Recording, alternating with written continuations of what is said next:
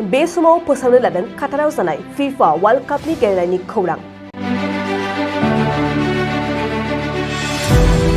काटारनि मोन-9 football स्टेडियामाव दासान्दि सोलिबाय थानाय वर्ल्ड कापनि गेलेनाया गोनांथार राउन्डसिम सौहैबाय। बेबायदिनो थांनाय हरनि समाव गोख्रों गेलेनो हानाय हानजाया देरहानानै क्वार्टार फाइनालाव सौहैदों। मिथिनाय बादिब्ला इंलेन्ड फुटबल हानजाया गोख्रों गेलेनानै प्रि क्वार्टार फाइनालाव सेनेगालखौ 3 गलाव फेजेननो हायो। बे मेचखौ देरहानानै इंलेन्डआ थोंजोङै क्वार्टार फाइनालाव सौहैयो। ओरैहाय वर्ल्ड कापनि गेलेबावनाय गुबुन मोनसे मेचखौ फ्रान्सआ देरहानानै क्वार्टार फाइनालाव सौहैनो हादों।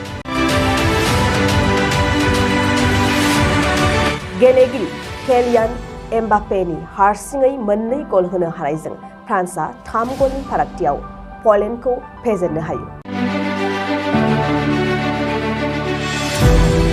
बे मोननै हानजाया वर्ल्ड कापनि क्वार्टार फाइनालाव सौहैनानै फैगौ मेचखौबो गेलेनो थाखाय थियारि जाबावदों। मख'नो गोनांदि वर्ल्ड कापनि नकआउट राउन्डआव सौहैनानै हानजाफोरनि गेलेनाया बे समाव गोख्रोंसिन जादों आरो नायग्राफोराबो बांसिन रंजाखांनाय लानायखौ नुनो मोन्दों।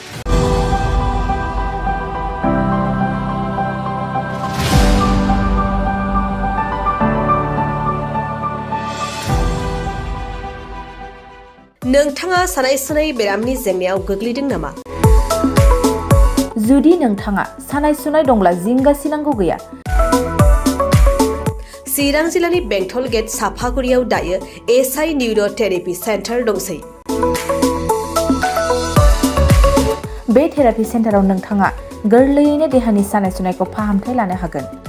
बे आथिं सानायानो जाग्रोदों, ओमफ्राय जानाया एसे सिगांनिफ्रायनो जाखादों, ओमफ्राय बिदिनो गुबुन मुलि जाबाबायदों, ओमफ्राय हामाखै।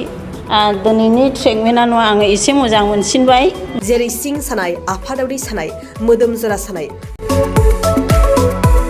आइजोफोरनि जेंना, खर' सानाय बायदि बेरामखौ फाहामनाय जायो। लोगोसेयैनो बे सेन्टाराव थानानै फाहामथाय लानो हानायनिबो सुबिदा खालामदों। नोंथांमोनहा SI निउर' थेरापि सेन्टाराव फाहामथाय लानो गोसो दंब्ला नैबे मबाइल नम्बर 7620160459 नङाब्ला 9476977956 आव थोंजों सुलाद लानो हागोन।